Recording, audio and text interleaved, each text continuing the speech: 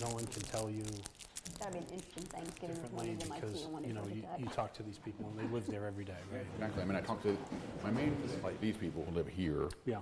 because I said, look, these people are going to park in front of your house. Are you on board with it? And they realize that over, safety over parking. So I appreciated that. As far as you know, I have not talked to these people. I'm not planning on talking to these people. I'll give that letter, with, hey, we're doing this. Come speak if you wish. But Got it. yeah, understood. Because really, I'm going to do it anyway. I don't really care. I mean, I do. Okay. Well, there's a point where you have to put pencils down and say, sorry, this is the best of Yeah, and especially now with the whole 16, Hey, how big is the fire in Salem? like it fitting. The time seems right. It's So, bad. They were I saying can it. smell it inland. Yeah, it was blowing. Well, it was like a northerly wind today, so it was blowing it all down into me, so I yeah. didn't smell it at all today while I was outside. It was awful at the plant. hazy. It's blowing away from where I am, from downtown. I think it's over by the Walmart and by the Between Hospital. Spring and Brush Fire.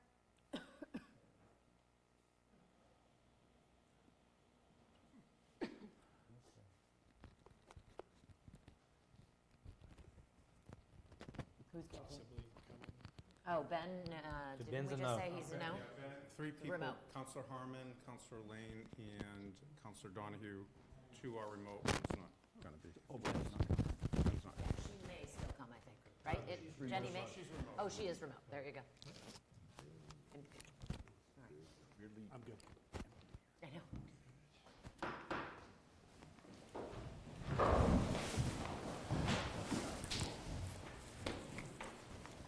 Excuse me 1 second. Confirming my speaking language on Zoom. Good evening, everyone. Before we start tonight's meeting, I just want to have a moment of silence for somebody in a nearby community who recently passed away. Former Amesbury Mayor Ken Gray passed away recently on October 22nd. I'm sure several of you might have crossed paths with him while he was mayor of our esteemed sister city, sister city that's also known as a town across the river. And just wanted to remember him for his contributions to our regional community and give our condolences to his family.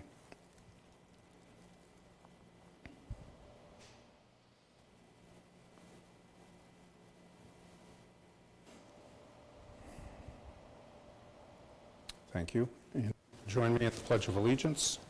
I pledge pledge allegiance to the flag of the United States of America and to the republic for which it stands, one nation, under God, indivisible, with liberty and justice for all.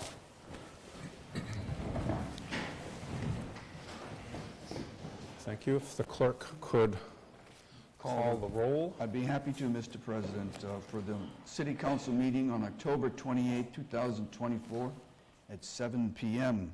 Councilor Donahue. Present. Thank you. Councilor Granis. here.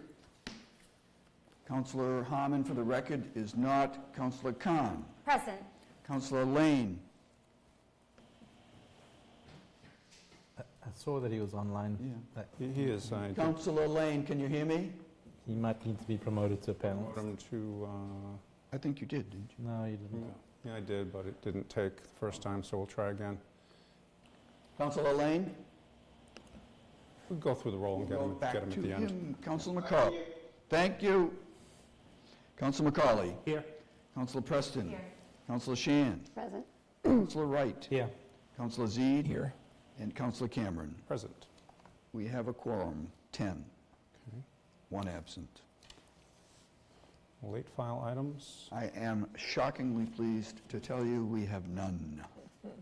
Really? Excellent. That would lead us to public comment. We would take online comment. In person, sign up on the board, 2 minutes on a matter on the agenda. And if you could state your name and address, that would be great. And again, anyone online, if you want to raise your hand, I'd be happy to take public comment that way as well. Thank you. Okay, Drew Shapiro. Drew Shapiro, 20 Eagle Street, member of the Affordable Housing Trust, speaking as a member of the trust, but not on behalf of the trust. City Council President, members of the City Council, I am here to emphasize my support for the mayor to negotiate a feasible redevelopment scenario of the Brown School with the YWCA as outlined in the Affordable Housing Trust letter to the mayor and the City Council, which is on this evening's agenda. I know that the City Council has received and read this letter, so I will not repeat what it says, but I would like to address an issue that was raised at last week's City Council meeting. The Ward 5 councilor asserted his opinion that the transmission of the letter with the participation of 2 trust members who also reviewed submitted responses to the RFP rises to the level of being in conflict with the state's 30B statute, which governs procurement. The Ward 1 councilor and an at-large councilor appeared to back this assertion. Let me be clear. No violation of 30B has taken place. I know this because I take seriously my compliance and experience with these regulations in my daytime duties as a municipal professional, but I've also taken good measure to both review the statute and ask for input from the city's purchasing agent, who is a Massachusetts certified public purchasing official. I've provided an email communication between him and I to the City Council President, which demonstrates that he does not believe that the trusts or my actions have in any way run afoul of state procurement laws. All information contained within the letter is public information that anyone can access by reading the proposals on the city's website or by reviewing responses to follow-up questions that were posed to the developers in later stages of the review process. Given all of this, I respectfully request that the Ward 5 councilor issue a public retraction of his assertion that the trust has violated state procurement regulations, and that the Ward 1 and at-large councilor who participated in this discussion also publicly back this retraction. I think that is the right thing to do in light of this false accusation so that we can move forward in maintaining trust between the City Council, the administration, and city volunteers on boards and commissions that care deeply about advancing goals such as the creation of more affordable housing in Newburyport. Thanks. Thank you. Madeline Nash. Madeline Nash, 19 Arlington Street. Thank you for allowing me to take a minute of your time to comment on the trust letter to the mayor and council. The trust consists of members who have careers involved with affordable housing, including planning, financing, managing, and developing affordable housing. We are volunteering our time, not only because we care deeply about local housing needs, but because we feel our experience is of value to the city. It is in this capacity that we drafted our letter. It was also in this capacity that 2 of the trust members were appointed to serve on the subcommittee to review the Brown School proposals. And let me note that we were very grateful for this appointment. We were careful in drafting our letter to only include information that was known to the public, and I do not believe we violated public procurement laws in any way. We sent our letter to highlight facts and to voice our opinion on those facts, which is entirely consistent with the mission of the trust. The facts are clear. The RFP identified affordability as a priority with rents for seniors at 60% area median income or below.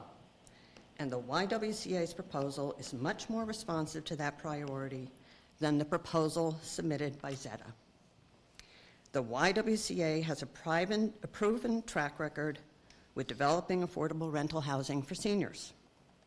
Zeta's proposal does not reference experience with any form of affordable rental housing or housing for seniors. The updated housing production plan highlights certain areas of concern. Our senior population has grown and is projected to keep growing. Seniors tend to have lower incomes.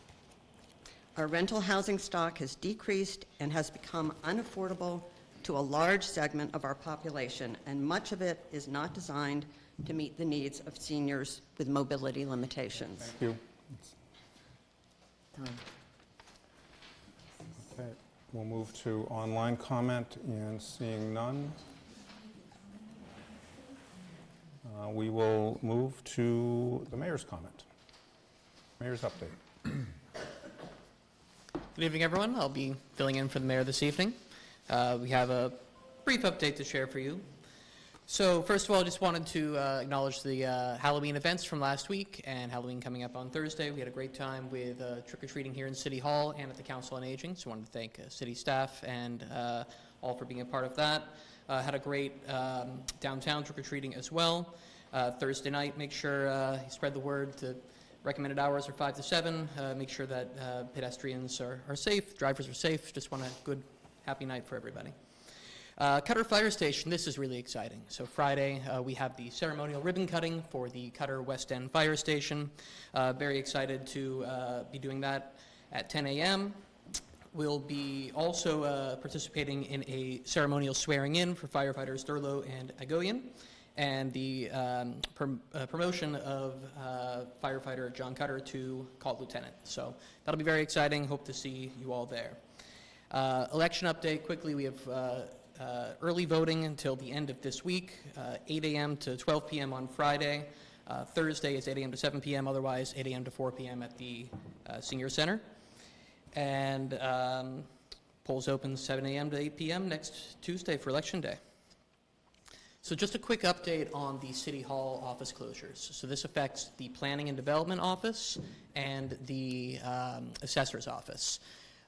Really want to thank the staff there for being so flexible with everything going on. We did have some mold testing which showed levels of mold at a level that we didn't feel comfortable with staff working in those offices at this time. It only affects those offices at this time based on our testing. There were 2 offices downstairs that were also affected where nobody works that did not go into the air in the other offices around it. So we have remediation plans that are being come up with right now by our insurance companies. We are hoping that they will be able to cover a large portion of that work. Otherwise, we will come back to this body looking for some kind of transfer to help address that. Right now, if you want to let constituents know, assessor staff is mostly working from upstairs. We have a desk in the finance office where the administrative assistant, Carrie Cavill, has been working, and then Jill and Dave have mostly been in the mayor's conference room upstairs. Planning department's put together a schedule where they have a representation by at least 1 staff member up there at most times, and have shared all their contact information with the public to make sure that the needs of the public are still getting met at this time. So again, thanks to the whole staff for their flexibility there, and we're hoping to have this taken care of as quickly as possible. City docks are getting taken out November 11th, so the voting season still continues. So thanks to Harbor Master Hogg and his team, great season again. Brown School RFP process, I don't have too much to add from last week when I said news was coming soon. News is still coming soon. So you should hear later this week about next steps, recommendation from the mayor, and we'll have something for the council packet for the next meeting. Parklet season, DPS is starting to take down the parklets. I wanted to thank everyone for another great season of the parklets. Seem to go well. The Kmart development agreement, there's no development agreement yet, but the mayor is close to an agreement. There will be an agenda item at a special meeting of the Water and Sewer Commission this Wednesday night they'll be having a meeting at the business office at DPS. I believe it's 5:30 p.m. To discuss a potential waiving of one of the fees which has been asked for by the developer. So that's a publicly posted agenda. You can find the information on that. Happy to answer questions if needed. There are over 30 applications so far for the chief of staff position, so they're hoping to fill that as quickly as possible. My last day with the city will be a week from Friday.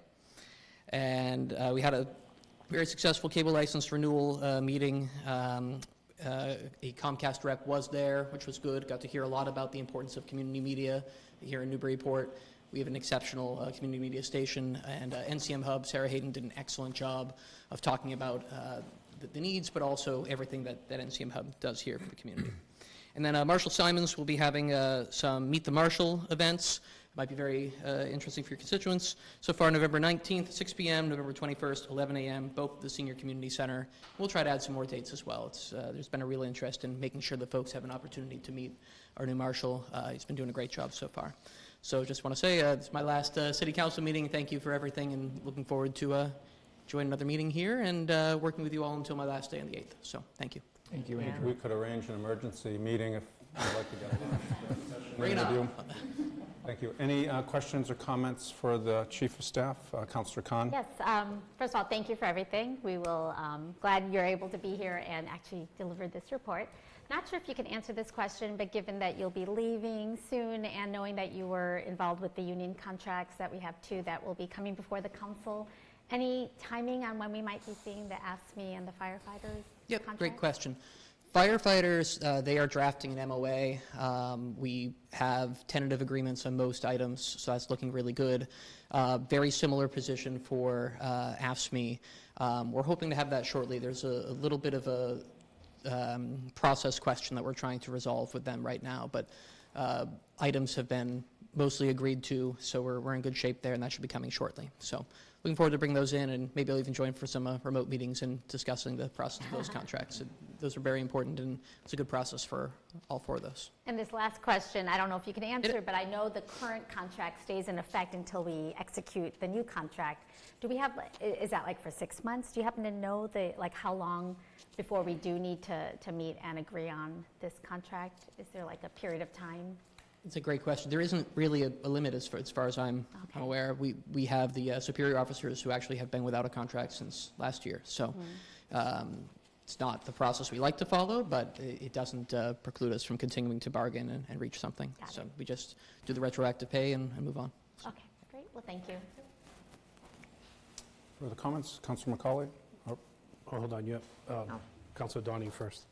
Thank you for pointing that out. Councilor Donahue, calling. Thank you so much. Yeah, quickly. So, thank you, Chair. Thank you, Chief of Staff with me. My question is, how was the success gauged for the parklets? And also, is there going to be any kind of assessment of the condition of the parklets, given that they're coming up on a few years now, and is there going to be any conversation around that, if the assessment comes through that a lot of replacing or repair, et cetera, really how do we gauge the success, and what are we looking at for next year in terms of the parklets? I'd like to hear a conversation moving forward about it. Yep. That's a very fair question. I don't have a great metric of success on the parklets right now, except for the fact that from anecdotal evidence and from my own personal experience, seeing that they seem to be used at a good amount. I think we could certainly do, say, some business surveys, ask folks who are the users what they thought of them, community surveys, or we could even just look at, compare our expenses to the amount of revenue that came in. So certainly some opportunities for better gauging that success, but so far, I'm comfortable saying it's successful just based on the amount of or lack of complaints that we received about them for different reasons, and then seeing that they seem to be used to a good extent. So certainly could open that up to more if we needed to. DPS does a pretty decent job of cataloging at the end of the season. As they put away the parklets, they can tell what's broken, what they need to replace. And we can get a good idea of what might be needed for a future capital amount for any replacements of parts beyond just the small plastic ones that we kind of expect will break on a yearly basis. Okay, great. Yeah, I guess I would just lastly follow up with, in that vein, as to what you said. Are we breaking even with them in terms of the funds we have set aside?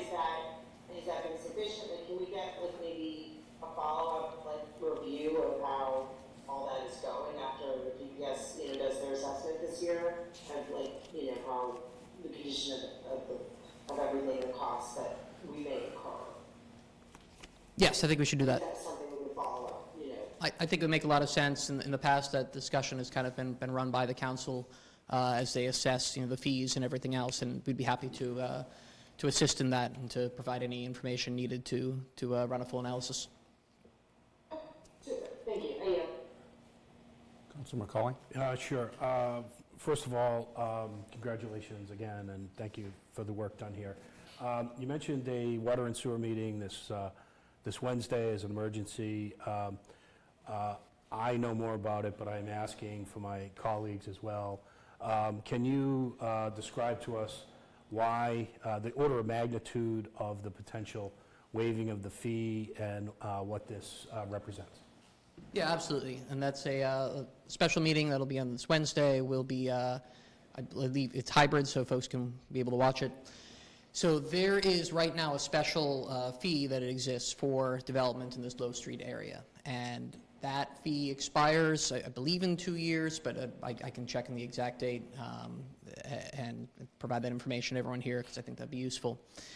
There is a request from the developer, as a part of this development agreement, to waive that fee with the understanding that it expires pretty soon in the future, and the developer has the opportunity to say, wait on any development and just wait for that fee to expire, or ask the city to waive it.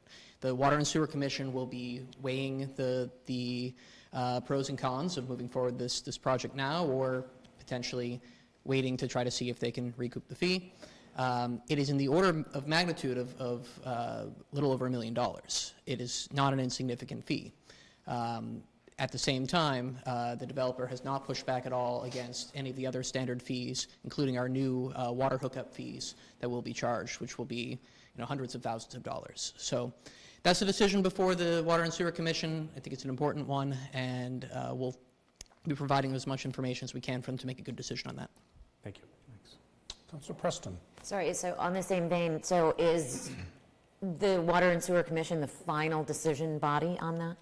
Is that something that has to come to council? Past practice has been that it's the Water and Sewer Commission that decides on that specific fee. Okay, thank you. $1 million. All right, thank you very much. That would bring us to the consent agenda. Mr. President, I may have misspoke. We do really have one late file, and it's the mayor's update. Motion to waive the rules, accept the late file, and receive and file the mayor's comment. Second. Okay, all those in favor, we would need to do a roll call, a couple of remotes, so we'll do that. Okay, we forgot about that. So on waiving the fee as a late file and... Waiving the rules, no, we're not waiving any fees. Did I say that? Yeah. For the record. Retract. The longer I sit here, the more mistakes I make. Okay, on the aforesaid motion, Councilor Donahue? Yes. Councilor Granis? Yes. Councilor Harmon is not here. Councilor Khan? Yes. Councilor Lane? Yes. Councilor McCauley? Yes. Councilor Preston? Yes. Councilor Shan? Yes. Councilor Wright? Yes. Councilor Zede? Yes. Councilor Cameron? Yes. Thank you. That would bring us to the consent agenda. Which consists of the following: the approval of the minutes for October 15th of this year, 2 communications. Communication 592 is the Whittier Tech enrollment and cost update, receive and file. Application 234, the Santa Parade. It's coming in early this year. It's December 1st, 5 p.m. 2:45 to 5. 2:45 to 5. Thank you very much. It's a tough night so far. Transfers, 3 transfers. Transfer 201, finance from free cash, water retained earnings, sewer retained earnings, and harbor retained earnings, $150,000 to basically health insurance premiums, budget and finance. Transfer 202, city clerk fire from general fund, free cash, $56,000 to interest on short-term notes, an election expense, which is the trailer, maintenance for fire alarms, $56,000, budget and finance. Transfer 203, police, disabilities commission, revolving fund, $9,000 to project lifesaver, same amount, budget and finance. 1 appointment, James Kirkham, 24 Prospect Street, to the Fruit Street Local Historic District Commission until 12/1/2027. Following items are coming out of the respective committees: budget and finance, ordinances 174-75, order 599, community services communication 580, license and permits application 231, planning and development appointment 516, appointment 520, public works and safety ordinance 185, orders 603, 611, and 613. Can we take out transfers 202 and 203, please? 202 and 203? Yes, please. Motion to approve as amended. Second. Okay, any discussion? Hearing none, roll call. Roll call on approving as amended the consent agenda. Councilor Donahue? Yes. Councilor Granis? Yes. Councilor Khan? Yes. Councilor Lane? Yes. Councilor McCall? Yes. Councilor Preston? Yes. Councilor Shan? Yes. Councilor Wright? Yes. Councilor Zede? Yes. And Council Cameron? And Council President? Yes. that will bring us to the regular agenda. That would leave us to Communication 593, the Affordable Housing Trust letter regarding Brown School RFP. Motion to receive and file. Second. Okay. Any discussion? Is there a second on that? Yes, second. Councilor Zede? Councilor Zede? Thank you. I'll just take a brief moment to address the public comment earlier. I am very sorry if there's any feeling of friction or hard feelings about it, but I just want to speak from the perspective of the residents that I represent. I think that's my role. There was a lot mentioned about the role of each body. And I can tell you that I've already heard from some residents feeling, and one person called it the full court press in favor of a specific proposal. And I've been around the council for a while. I haven't ever really seen an RFP process like this myself. I don't feel, and I didn't feel 2 weeks ago, that I'm the person to adjudicate the question of 30B formally. But I will say that the appearance and the challenge around it is real. Residents do feel that, and so I don't want any acrimony. That isn't the goal. At the same time, I do have a responsibility as well, and that's to speak for the residents I represent. And mostly what everybody's looking for is, it's a contentious issue. It has been for the 10 years I've been on. It will continue to be, but we are looking to have as fair and impartial a process, I think. And the way this process is unfolded, it is not the City Council that is deciding which of the 3 proposals to continue to negotiate with. That is something the executive branch is taking on in this process that we have all either agreed to or assented to in one way or the other. The council will then have roles, as you can see from the mayor's update and otherwise, but those are further down the line. So lobbying the council is also an interesting question on its own. So I do feel bad there's acrimony. I don't never feel great about some meetings I go to. I didn't feel great about that one, but I did feel that I fulfilled my responsibilities as city councilor on behalf of the residents I represent. And I yield with that. Thank you. Thank you. Further discussion, Councilor Khan? Yeah, thank you, Council President. I do want to thank the Affordable Housing Trust members who did come up to speak. I think we have to be really careful here as a body. You know, I know we get into the debates, we talk to each other, we try to, come up to a compromise on the things we do. But the one thing that is really frustrating, and I think I brought this up last time, we could throw out certain things, and we have done that in the past before where, we, at certain points, I feel like, when do we gavel? When are we careful of when we're appointing people? How far do we take our speech, the power of speech that we have here on this floor? So for me personally, it's one of those things where we volunteer here as elected officials. It's a form of volunteerism, but it's a form of sitting and doing the best job we can. So for us to make statements that there are violations happening, I think we all just recently, or maybe for some people further a while ago, but the ethics training, where we talk about really what it takes to do the roles we serve on boards, on elected roles, everything we do. There's very specific guidelines. And I know we all take that seriously. We sign the acknowledgement, we watch the video, the training. And so for me, I'm very glad and I'm really thankful that they came and made it clear that there was no violation, and we need to be very careful on what we say and how we treat people who are doing all these different roles for the city. With that said, and the matter at hand, I will be supporting this being received and filed. I think this has definitely been a very good communication for me personally too. I value the input from the different boards and commissions we have. And the Affordable Housing Trust, when you look at their collective effort and charter and what they're really involved with, the budget that they actually deal with and the programs that they're instituting, what they actually glean from all the information from our housing production plan, they are a valuable group to hear from. And to hear from them specifically on this effort is something I look to. So for me, it was very good to get into the place. I'm good with receiving and filing because I don't really see what committee we would send to it and deliberate more about it, but I think the information there is very salient and very good. But I just really want to make a strong point that I really am grateful that they are here and the work that they do. And one last thing is this committee, the ad hoc that was formed to review all the proposals, I know some other counselors here were part of it. Each person that sat there, I don't think the counselors that were there, I would imagine the people that were sitting there were for their individual expertise, is how I envision it. So I think that's also a very important thing for us to understand from a process perspective of who are the individuals that are part of a group, but then again, what is the absorption or the feedback from the boards we have. Thank you. Thank you. Any further comments? Councilor Preston. Yeah, I just want to just briefly, make mention here. So firstly, I also appreciate the members of the Affordable Housing Trust for coming forward. But I look at this a little bit differently. You know, I've said it, this will be the fourth time now in a couple of weeks. I am no expert on 30B, nor do I want to be. However, it seemed reasonable at our last meeting that there might be a challenge to procurement law and how this was being handled. And I also just recently took ethics and the ethics training, I guess, and I feel it's my responsibility to protect the city. And in the absence of expertise on 30B, I felt the best way to protect the city was to say no at that time to the letter until we could get some information.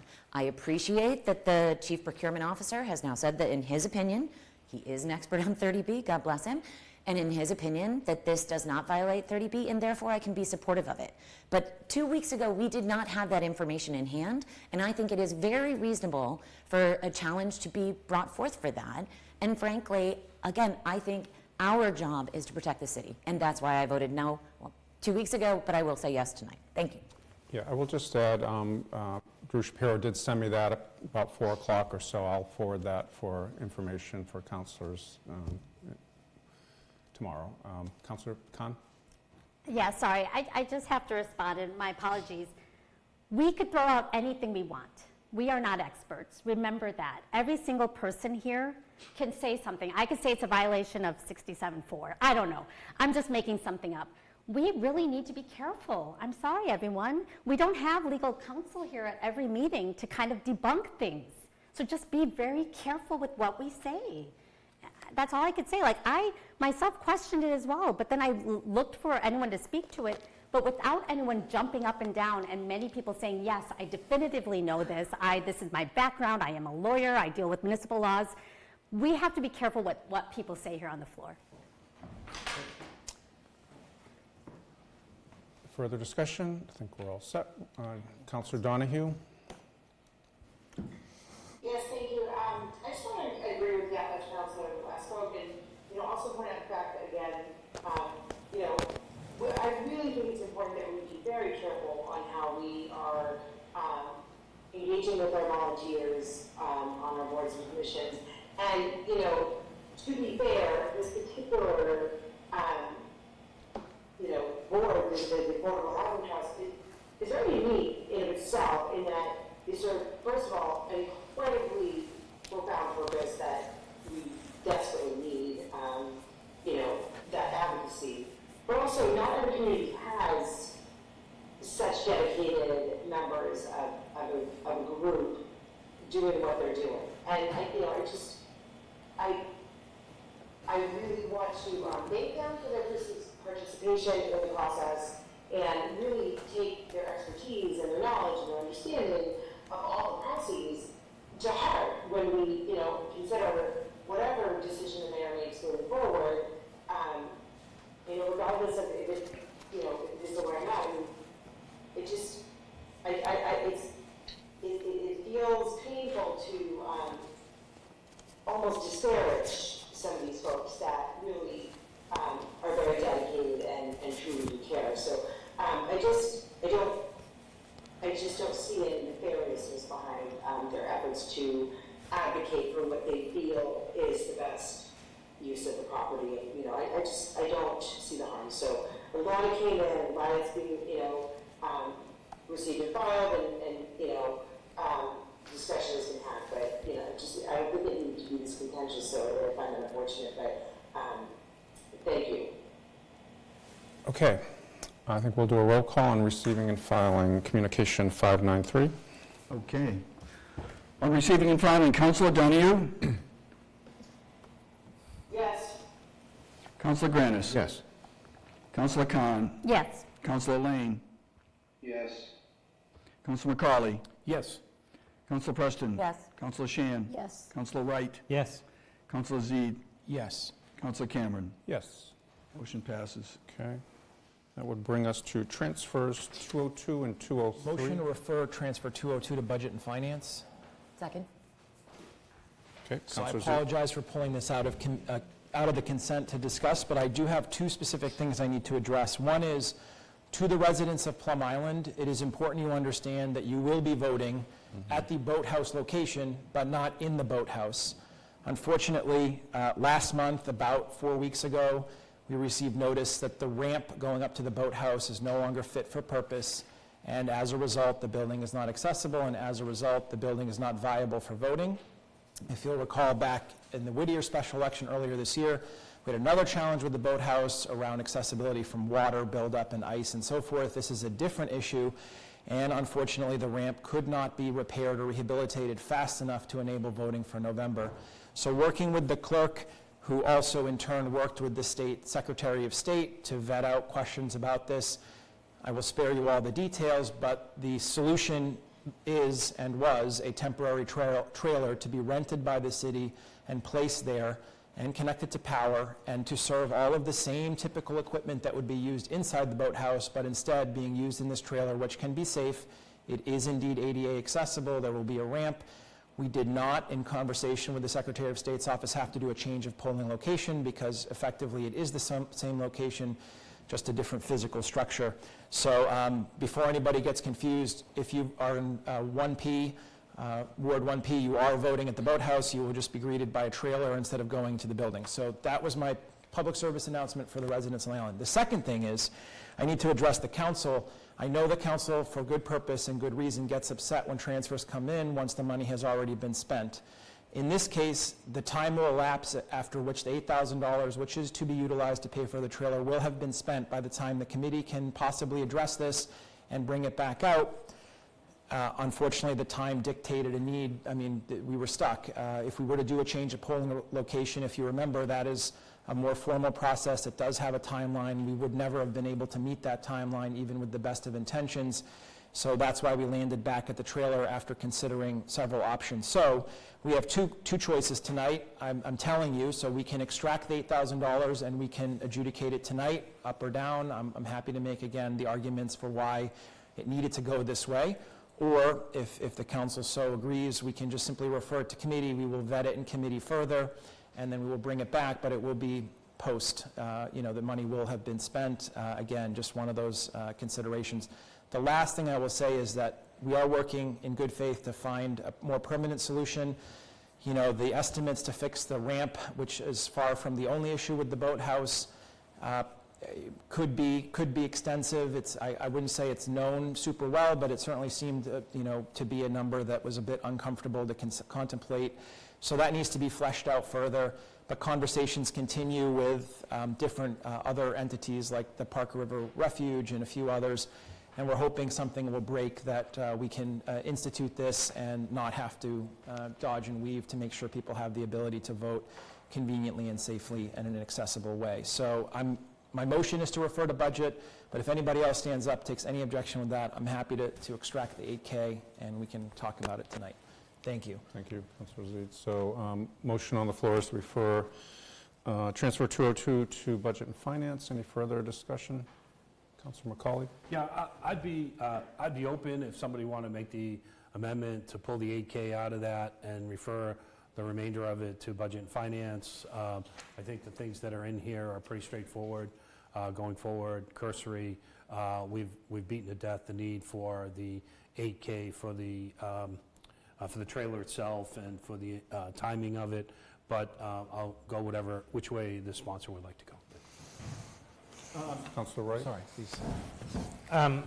For the sake of expediency, I'd be prepared to take it out and dispose of it this evening. I would certainly be very much in favor of it. There's no other alternatives as far as I can tell. Got a second? So, second. Yeah, so I'm going to rescind my motion, and instead I'll make a motion to, what's the right form, to amend out only the 8K and leave the other items. How would you prefer it, Mr. Clerk? So we have a motion to amend on the floor, Okay, which sounds clean to me. okay. You have your motion. If we vote on that motion, we'll extract the 8, leave it on the table. So the motion is just to take the 8K alone? Okay. Right. But not to adjudicate that question, just to take it alone? Just to take it out. Okay. I mean, they could make a motion to amend, to remove it, and approve it. I am the sponsor of the transfer, so I'm happy to accept that as friendly. Let's take it out and approve it. Okay. Take it out and approve. Okay. Councilor Point of McCauley? order, would we need an emergency preamble, Yes. waive the rules, emergency preamble, remove the 8K, and approve it all as an omnibus kind of bill? We would. And since we're all roll calls tonight, yeah, that would be a good move, I think. So moved, and the reason for the emergency is the election is on Tuesday. Yeah, there is that. All right. Clerk, Mr. Clerk, would you just repeat it kindly, just so we can... So that motion is to waive the rules, to remove the section of 202 related to the finance of the trailer. Is that amount 8,000? It is 8 even. Take? Yep. And to approve in one reading, to waive the rules thereof, and declare an emergency because the election is next Tuesday. Okay, And that's amending, so there's one motion on the floor, the original motion, now that's amended. Councilor Zede?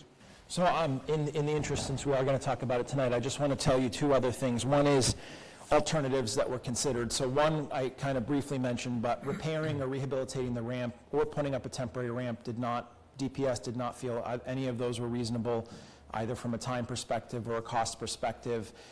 The ramp supposedly is not just in bad shape, but also is not the right shape, if that's the, like the grades and stuff are not correct. So it's a bigger project perhaps than just replacing a few boards. The second alternative was trying to do a temporary switch to another venue, which is what we did again for the special election in January. But timing was a real problem because you're supposed to notice and all of the things that make good common sense, so that seemed infeasible. And then we went back to, could we somehow have something there that could be used? And there, we talked about for a brief moment the plant that's there that's no longer really used actively, but that's not a great building. It's certainly not set up for this purpose. And then, to the clerk's credit, did a lot of legwork to try and find, a trailer vendor that could deliver fast enough, and then working with DPS to hook power up to it. So that was kind of just a quick look at what some of the alternatives to know that this wasn't the only thing. The second thing is, because it's germane specifically to the request for a transfer, which is from free cash, by the way, we did appeal or ask the state if they would help by reimbursing this expense. We made our best arguments. We had some of our best legal minds on the case. Unfortunately, they look at their role in terms of funding as funding excess, that allows for more voting hours. This isn't really allowing more voting. It's simply allowing the same voting that, in theory, should be happening anyways, and in this case will happen. So they said no. But I think at the end of the day, I think $8,000, considering those alternatives, we'd be here trying to do an emergency sale. Let's move it to Purchase Street and do it at the regular Ward 1, and then trying to message that out to people it doesn't seem to serve the broader purpose, which is to, again, enable people to go and vote. So this keeps it where people are expecting to go. They may drive up not having heard this and expect to go in the boathouse, but they'll be in the right place, and I think that's a fairly simple ask. So $8,000, I don't think it's an exceptional amount of money, and again, really going to work hard after this to not have to do any sort of temporary thing, but more to come on that. We just could not close that loop fast enough. Okay, any further discussion?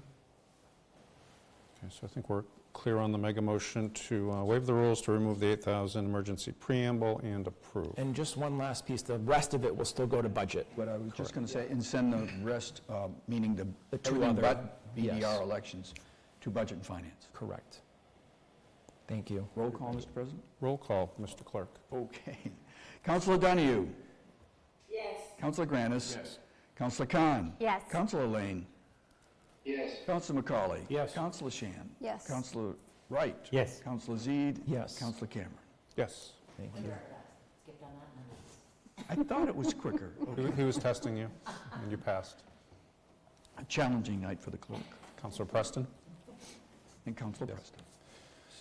Okay. I That'll think bring that us leaves to us- transfer 203. So this one is a motion to continue to a date certain, and that date certain is our next council meeting. Second.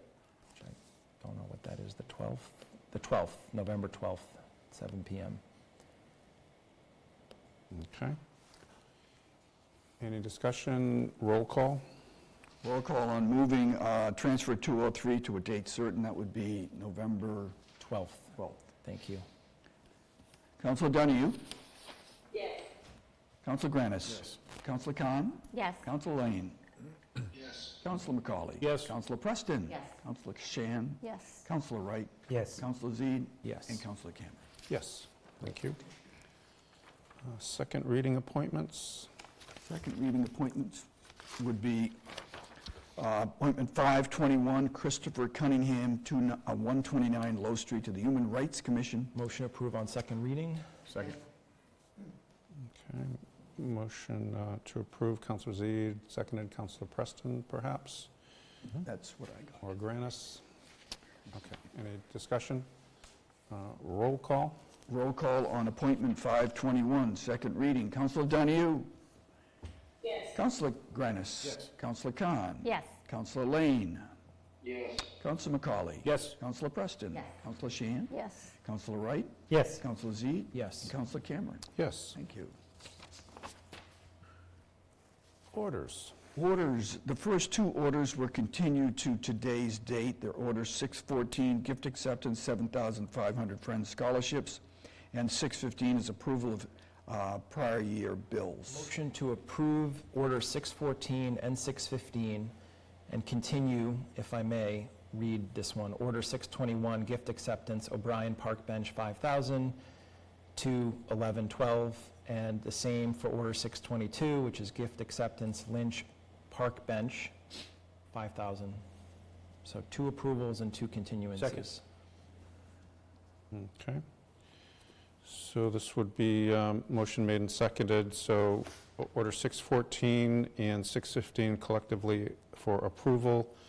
621 and 622 would be continued to November 12th. Correct. Discussion? Okay. Hearing none, roll call. On the previously discussed motion, Counselor Donahue? Yes. Counselor Granis? Yes. Counselor Khan? Yes. Counselor Lane?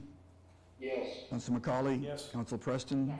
Counselor Shan? Yes. Counselor Wright? Yes. Counselor Zede? Yes. Counselor Cameron. Yes. Thank you. That would bring us, Mr. President, to Order 618.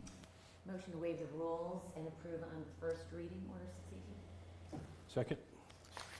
Okay, so let me just explain why. So when we get to committee items, I will report out on our discussion around the Market Landing ad hoc report from Market Landing Ad Hoc 2.0. And at the end of that discussion, what you'll hear is that we really felt, both as a committee as well as the members of the previous Market Landing ad hoc, that we really did need for yet another Market Landing ad hoc to take place. And so out of that discussion is where I wrote up this order. I have shared it with the potential membership of the Market Landing ad hoc 3.0, all of which are the previous members of Market Landing ad hoc 2.0. Oh, and darn, I muted. Sorry. And so, I feel like bringing it back to committee, we've already discussed the formation of this, because it would come back to community services again, and maybe that isn't the best use of all of our time. But then secondarily, one of the major factors that we talked about in the discussion of the report is that we really need to get a structure moving forward for having an understanding of how maintenance of Market Landing Park is going to happen next year. And that really means, how does the city manage it? How does the Waterfront Trust manage it? And we really need to get wheels on the ground to start that process soon. And so if you read through the order, the final report of the order of this new ad hoc would be at the end of February 2025. So the hope is this would be a relatively quick hit for this ad hoc, but I think we really need to get moving on this, and that's why I would like us to entertain waiving the rules and approving this tonight. Okay, any further discussion? Hearing none.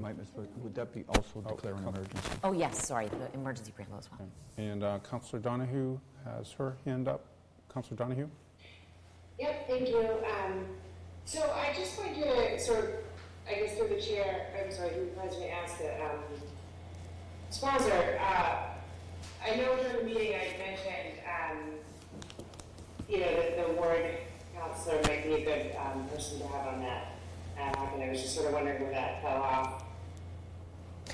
Yeah, thank you. So it is indeed true that was part of the discussion. And, Council President and I did discuss sort of membership as I talked to him about bringing this order in. Ultimately, the membership is the Chair of Community Services, the Chair of Public Works and Safety, the Chair of Planning Development, the Chair of Budget and Finance, and the Chair of Government, General Government / Council President. And so, not only, was it structured around being the chairs of the committees that would really be affected by the work of this ad hoc, but also secondarily, we can't have a sixth member because then we would be a quorum of the council. And so that doesn't really make sense. And then thirdly, we've been living this for a couple of years now as a body, and so bringing someone new to the group would be a lot of on-ramp, I think, for someone new to the discussion. I mean, we did discuss in committee, both for Councilor Donahue as well as Councilor Harmon, that a lot of this was sort of new information, because if you haven't really been paying a lot of attention to the ad hoc, there's a lot going on there. So I think your point is very well taken, given that the park is in Ward 2. It is, of course, the property of the entirety of the city. But I think, given that it does have membership based in the chairs of the committees, it didn't really make sense to change the membership at this time. Okay, further discussion? Okay, seeing none, we'll do a roll call. So motion to waive the rules and approve this. And declare an emergency, yes. Okay. Order 618. Councilor Donahue? Yes. Councilor Granis? Yes. Councilor Khan? Yes. Councilor Lane? Yes. Councilor McCauley? Yes. Councilor Preston? Yes. Councilor Shan? Yes. Councilor Wright? Yes. Councilor Zede? Yes. Councilor Cameron? Yes. Thank you. Okay. Thank you. That would bring us to Order 619. Which is the order authorizing the city marshal contract. So a motion to refer Order 619, order authorizing city marshal contract to Budget and Finance and Committee of the Whole. Second. And can I tack on Order 620, grant Please. acceptance, 50,000 clean energy for elders to Budget and Finance? Yes. And then Order 624, camera locations and policy, fire station and fire headquarters, Public Works and Safety. And Order 625, holiday parking, Public Works and Safety. Second. As the original second, I'm happy to second all of them. We'll give this one to Councilor Granis. There you go. Congratulations. Okay, so thank you, Councilor Zede. So this would be, I'll say it again to keep up with my notes here. So 619, which is the City Marshal Contract, Budget and Finance Committee of the Whole. 620, grant acceptance, $50,000 to Budget and Finance. 624, camera locations, Public Works and Safety. 625, holiday parking, Public Works and Safety. And appreciative of the... And Committee of the Whole on 619? Correct, just in case. Okay, all right. Any discussion on those referrals? All right, hearing none, roll call. Councilor Donahue? Yes. Councilor Granis? Yes. Councilor Khan? Yes. Councilor Lane? Yes. Councilor McCauley? Yes. Councilor Preston? Yes. Councilor Shan? Yes. Councilor Wright? Yes. Councilor Zede? Yes. Councilor Cameron? Yes. Thank you. Thank you. Brings us to ordinances, I think. We have the first introduction of ordinance 187, which is amending Chapter 1397, specifically block parties. Motion to refer to license and permits. Second. Okay, any discussion? All right. Hearing none, roll call. Roll call on referring ordinance 187 to license and permits. Councilor Donahue? Yes. Councilor Granis? Yes. Counselor Khan. Yes. Counselor Lane. Yes. Counselor McCauley. Yes. Counselor Preston. Yes. Counselor Shan. Yes. Counselor Wright. Yes. Counselor Zede. Yes. Counselor Cameron. Yes. Thank you. Bring us to committee items, budget and finance. Motion to receive and file ordinance 174. Second? Ordinance 174 was a proposal to change the annual permit fees for residents for parking. In conversation, and we've had, I believe, 2 committee meetings on both this and the next ordinance, but this one we talked a little bit more about in our recent meeting on October 17th. Basically, as I mentioned, this would have increased the fees for the typical resident parking permits and so forth, and senior permits that folks are used to having. But in conversation in that meeting with the sponsor, the idea was that we just approved a parking study that was done a couple of weeks ago, and that actually in the grand scheme of revenues generated from the parking system, this isn't a large part of it, that we should put a pause on this ordinance, and perhaps it could be taken up in the future based on the results of that and so forth. So I think there was general consensus among the 2 committee members who were present, and it was therefore recommended by a vote of 2-0 to receive and file. Further discussion? Okay, hearing none, roll call on receive and file on ordinance 174. Counselor Donahue. Yes. Counselor Granis. Yes. Counselor Khan. Yes. Counselor Lane. Yes. Counselor McCauley. Yes. Counselor Preston. Yes. Counselor Shan. Yes. Counselor Wright. Yes. Counselor Zede. Yes. Counselor Cameron. Yes. Thank you. Motion to approve ordinance 175. Second. So this is also a parking fee-related ordinance, but this one specifically discusses changing the so-called kiosk rates, basically the rates paid to pay in the lots and the garage. The committee took this up on 10/17 as well. Before talking about the specific rates and projections, I think just a brief thing is that the idea was, I guess in part was homogenization, just making everything the same rate. Currently, we have a different rate structure wherein some lots are less expensive and other lots or the garage are more expensive. The parking clerk was present, and I think the general theory behind that in the past was to, quote, move cars around, meaning trying to entice people to use different lots or different places depending on the rates, but that his opinion and that of the parking department or parking clerk department, whatever the right word is, parking clerk group, was that hasn't been super successful. People are not necessarily making a decision based on a variance of, say, $1 in the rate or 50 cents.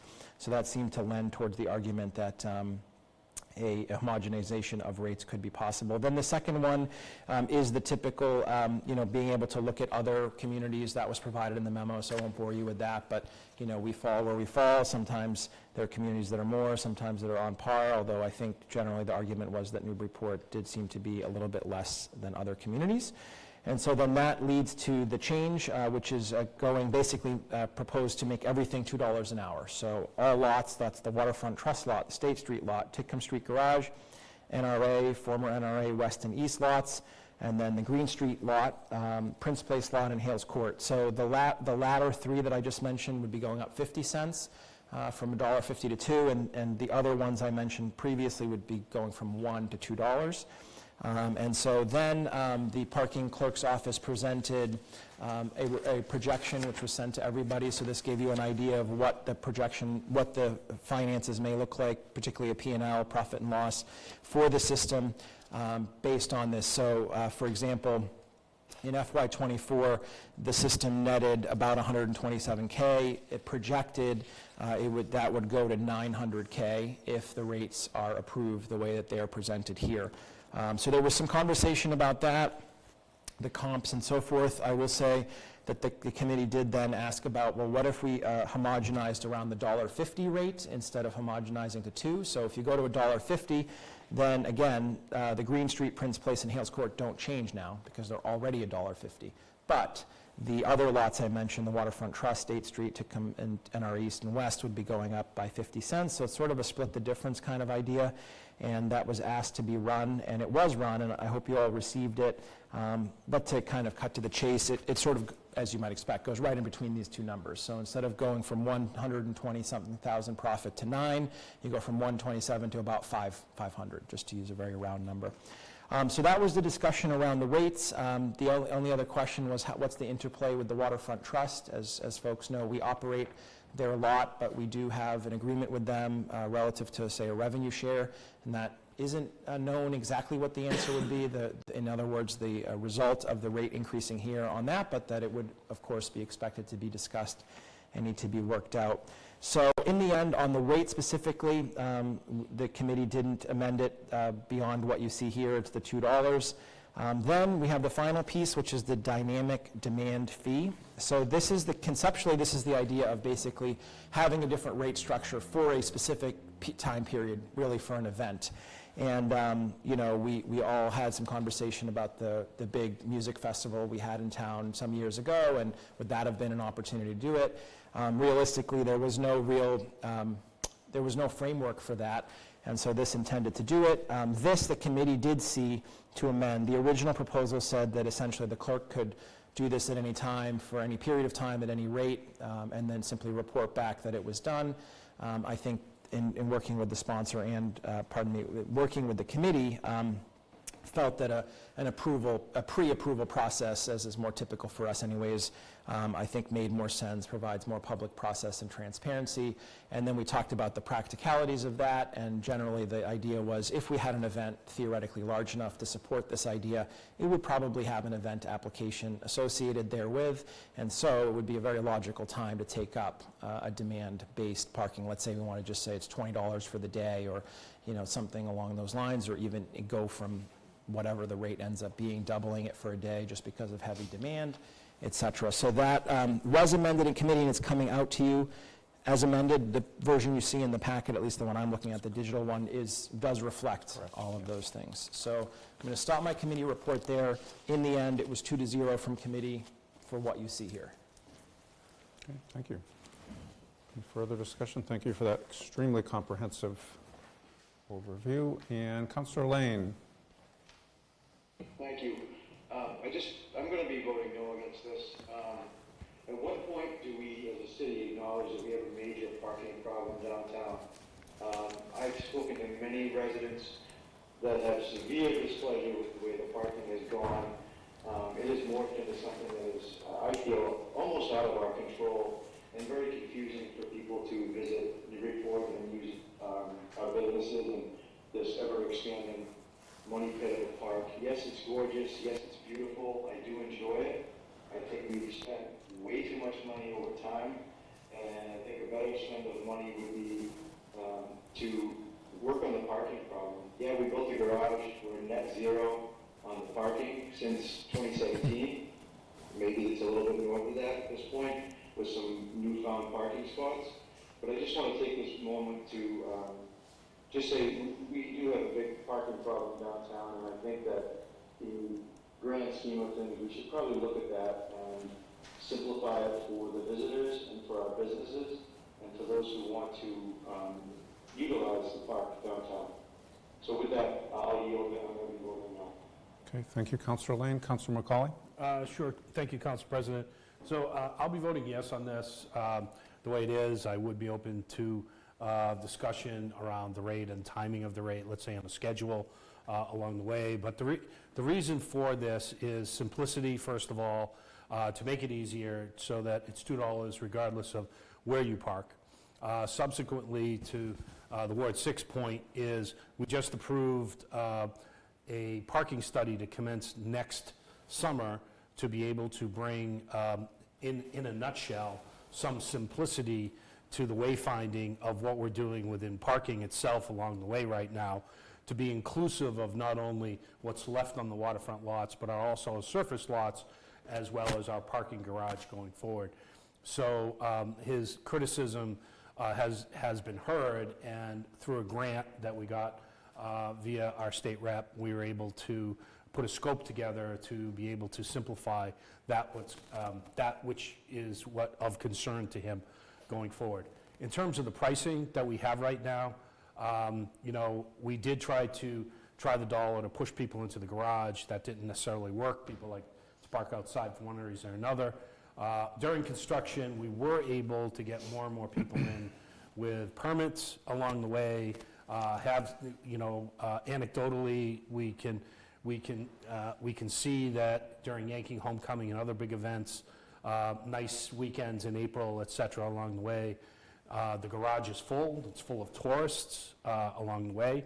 So when we look at the revenue streams here, yes, it is a jump from $1 where we are today to $2, and there's money there. But our expenses have gone up, and we have to remember what we use this money for. We use this money for our park maintenance, and one of the things that's germane to this discussion is we have to ensure that we have enough money to support the Market Landing Park maintenance so that it maintains itself at an A+ rating going forward. And that's expensive along the way. And when we look at all the other things that we do as a community to support visitors, to create that circular conversation, more visitors come and we make it nicer here and our businesses thrive and therefore it becomes more visitors come, et cetera, along the way. We do need revenue and our costs are going up. And we're seeing folks like the Newburyport Improvement Society stepping up. We see other people making donations to help us clean up our infrastructure. But this is one of the ways that we can do that ourselves and be able to not affect taxes, not affect the impact on residents from a financial level, and share a little bit more of the burden with some of the visitors that come to visit. So that's why I'd be in favor of going to a homogenized rate going forward. But as I said, I was part of the committee discussions and I'd be more than willing to work on a schedule of timing, et cetera, along the way. Thank you. Con? Yeah, thank you, Council President. Yes, I will also be supporting this. I was curious to, one of the things we asked in committee was, you know, we want to levelize between the two kind of types of parking prices since there's a disparity, $1 versus $1.50. And I think the question we were trying to hone in around is for the garage to just move that up to $1.50 instead of having it all just jump up to $2. I think what really resonated with me was the analysis, so thank you so much for doing that, because when you look across the board at the expenses, very good information from the previous counselor that spoke is that is the reality we're sitting in versus when those rates were initially established. So looking at the difference from, you know, going and staying $150 and getting them both to kind of line up versus the $2, it's about a $400,000 difference, which does mean something. The other thing I want to point out too that is kind of a different in terms of transportation landscape in our community is MIVA and being free and having more points around the city to get people and get them downtown. You know, maybe that could take, at least for the community and those in Newburyport, to use other transportation, and then the visitors are coming and parking where they are. But, you know, a lot of it is, you know, we do want to think Newburyport residents first, and I think one of the things that I am very grateful for and really appreciate is having the transportation that is available for our residents to really take advantage of. And sometimes that's not quite understood until one gets on the MIVA and rides it around the community and realizes it really is amazing to have. So, thank you. Thank you. Any further discussion? Councilor Zeid? Thank you. My last comment in committee was that I wanted to reserve the right to review the $1.50. And so we got those numbers. They are very helpful. I do just want to jump in and offer an amendment and see if it has legs, because to me, we had some conversation in committee about what level of profit is acceptable. And I guess that's one of the questions that we all have to answer through setting these rates. And swinging from, you know, $100,000 to $1 million seems like a big swing to me.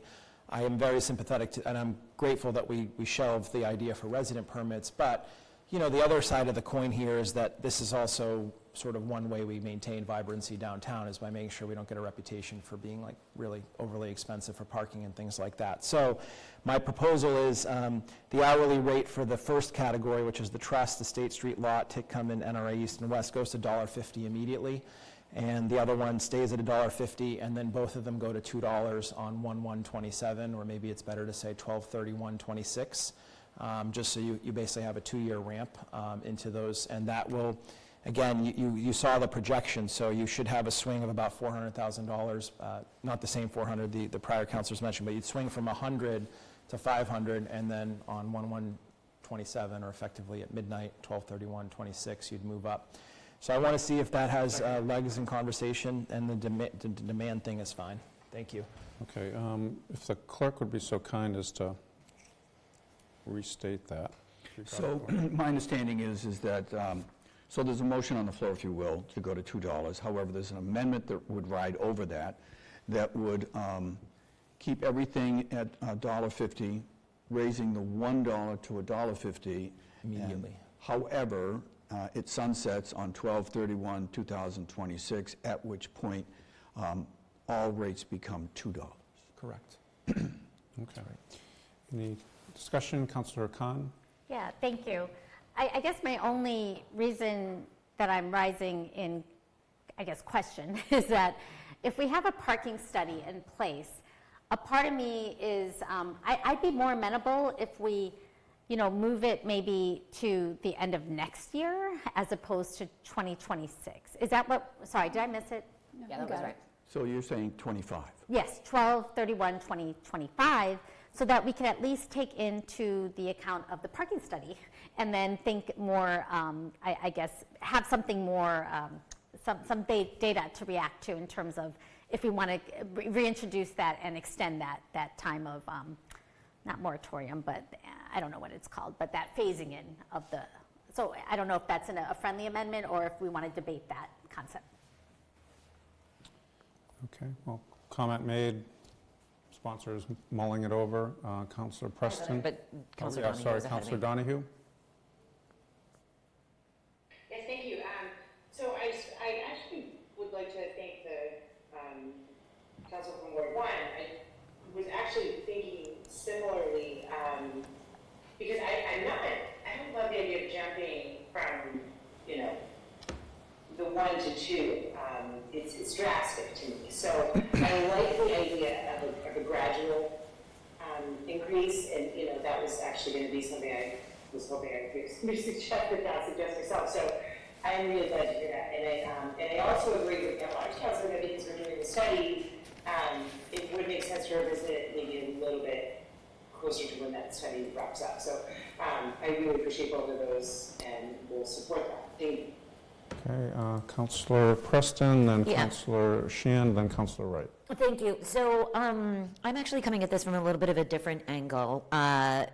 Frankly, with the receive and file of the resident permits, this makes me, I'm more amenable to going to $2. I do like the concept of waiting until after the parking study just to make sure that the parking study is supporting the change. But ultimately, we're very cheap compared to comparable sized towns. And so I don't think $2 an hour is an absurd amount of money to be paying for parking, especially because of the fact that out of the discussion also came the fact that almost all the residents have parking permits. And so this increase isn't really going to be put on residents of the city, it's going to be put on visitors to the city. And I think it's reasonable for people to come into the city and expect a $2 an hour parking rate. And then thirdly, we really do, and I'm stealing all the thunder from my own committee report, but the park maintenance is a very expensive thing, and I think we all agree that we want Market Landing Park to look really good and be sort of the crown and the jewel for Newburyport. And it is expensive, and we have significantly increased the size of the park by adding the wings, as we refer to it. And so, I think we do certainly have a reason to raise this revenue. I don't think it's unreasonable rates to be expected from people coming into town. And thirdly, it's really not sitting on residents, it's really on tourists. So, but I think there is some value in waiting until after the traffic study. Or parking study, sorry. Councillor Sheehan, then Councillor Wright, and Councillor Zeden. I know we haven't modified the motion yet, and Councillor Lane, you'll be after Councillor Wright. Sure. So the prior at-large counselor took the words out of my mouth. We do need to make sure that this park is maintained to an A+ level. We discussed in committee that, in the actual ad hoc committee, that we were expecting to actually raise the rates to make sure that this park was maintained appropriately. So I think the other at-large counselor, the idea of making the date change to the $2 on December 31st, 25 makes sense to me. I don't think waiting 2 years makes sense. So I would be supportive of that date. Thank you. Okay, Councillor Wright? No, you can go ahead. Councillor Lane, Councillor Zede, and then Councillor Granis. Councillor Lane? sunset. As much as I think parking is a nightmare, and I said what I said, I'm amenable to that, the sunset and the increase over time at the end of 2025. Okay, thank you. Councilor Zede? Council Granis hasn't spoken. Oh, okay. Yeah, Councilor Granis? Thank you. I'm just curious, are we worried that the parking study is going to show rates should either go up or down? Why are we waiting a whole year to change the rates? I guess that's one of my questions I have. I do think that the additional revenue stream to help offset the cost of maintenance of our parks, being paid for by majority tourists, is great. And I don't think a 50-cent an hour increase in parking is going to keep tourists from coming to our town. I think we might be overthinking this a little bit. I think we should increase the rates today or tomorrow. Okay, all right. Thank you. Councilor Zede? Thank you. So first is just trying to go in maybe in reverse order. So I guess I would just say a couple things about who the customers are. And so when we had the east lot closed for the beginning of the park project, I just want to remind everybody kind of the state of the conversation around here. It wasn't about just tourists coming down to blow money and have fun. It was about the real downtown businesses that have to operate 365 days a year, and they're all those second floor businesses you never really hear too much about. So I just want to remind people the customer is not always the prototypical, I'm a tourist, I'm coming to spend money anyway, so what's an extra $10 to park or $5? And I think that's important. So availability of parking for them and just accessibility of that. I mean, I'm downtown several times a day, so it's anecdotal purely, and maybe this is what a study can inform. Usually the most valuable part of a parking study are the counts. But like this time of the year, I mean, the Green Street lot's half empty half the time. And so the question is, now you're going to ding everybody for $2. Wouldn't you rather have somebody come and have lunch? We've talked in the past about having seasonal variability in pricing. That's not being discussed today. I'm not going to add another wrench into the whole thing, but just some ideas about why, like how we think about this and how what we're trying to really accomplish, and maybe we want to have shoulder seasons be more accessible or more attractive, because everybody gets stuck in their mind that beautiful Saturday in the middle of June when, yes, we're overtopped, but then there's all this other time when the restaurants are struggling and whatever because it's cold. So just some things to keep in mind there. Number two is on the permits. So we did get the numbers on the permits, so I just think it's important to note, I mean, there are 2,149 senior lot and 2,924 resident lots out there.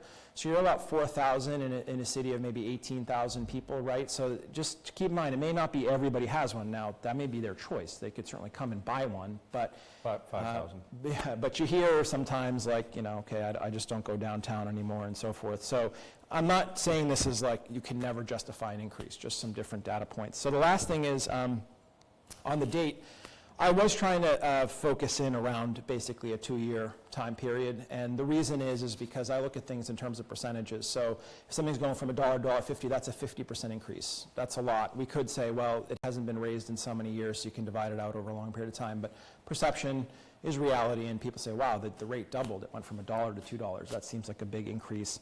Maybe we don't go to Newburyport. So it's just, I mean, we sort of have to have, I think, that customer-facing mentality with these types of decisions. So in the interest, I mean, I'm going to be honest, I wouldn't fall on my sword for 12/31/25, but if we could split the difference and do the end of the fiscal year, that'd be 6/30/26. It basically gives you essentially the remainder of FY25 and then FY26, and you have 2 years. You'll get your parking study back in time, and then you can decide, and people can understand, I think, that it's coming. I don't know if that would help. So I'll take that, I'll make that my own amendment because I can. And so, but if somebody wants to formally amend it to, Second. yeah, I mean, I think that, So we are now at 7/1/2025? or 6/30/2026 at midnight, yeah, that's to be the end. 2026 though, not 25. One more. That would be the end of this fiscal year, actually. 6/30/2025. 2026. That would be the end of the future fiscal year. Yeah, one more fiscal year. It's always 1.5 years away. Exactly. Yeah. It's like, then you get 2 solid fiscal years of data. Councilor Khan? So I am going to make an amendment to 12/31/2025, just because I think it's clean with the summer and everything, like whatever we do. Okay, So so- I'm gonna- So that lays on top of the other? What was the date again? 12/31/2025. So which goes on top of 6/30/2026. And that was first and seconded? If I'm not, Mr. President, maybe we could focus on a vote on that before it gets chaotic. Okay, so the matter on the table, The and hand I'm up. going to call on Counselor Donahue. Yes. The matter for discussion is the amendment made to modify the sunsetting date to 12/31/25. Saying that, Counselor Donahue. Okay, so has that been seconded then? Yes. Made and seconded. Okay. Okay, so that's back to 2020. Okay. Now, I was going to comment on the other, so never mind. Thank you. Okay. So any further comment on the amendment to amend the amendment to sunset on 12/31/25? Right. Counselor Donahue, did your hand go back up? I don't think so. I think she just hadn't taken it down. Trying to keep an eye on the hands. So we have the motion on the floor, Mr. President, is to 12/31/25, first and seconded. Yes. Well, that would be a roll call. That'd be a roll call. Everyone know what we're voting on? Okay. Councilor Donahue? Yes. Councilor Granis? Yes. Councilor Khan? Yes. Councilor Lane? Yes. Councilor McCauley? Yes. Councilor Preston? Yes. Councilor Shan? Yes. Councilor Wright? Yes. Councilor Zede? No. Councilor Cameron? Yes. Okay, so that motion passed. Your motion is academic at this point, I think. No, because you still need to amend the order. Now, just the amendment is to 12/31/25. So it's $1.50 now, $2 for everything. Right, but you, okay. We would vote on the amended. We amended the amendment. order. So that would be the final vote.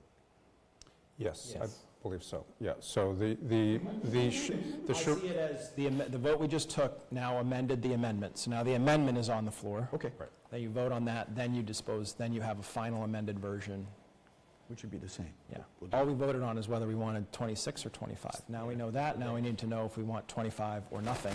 So, And we want to know at the end. So if I could just say, so it's keeping the $1.50 at $1.50, having the dollar go to $1.50, and then that would sunset or end on, at this point, based on that amendment to the amendment, on 12/31/25.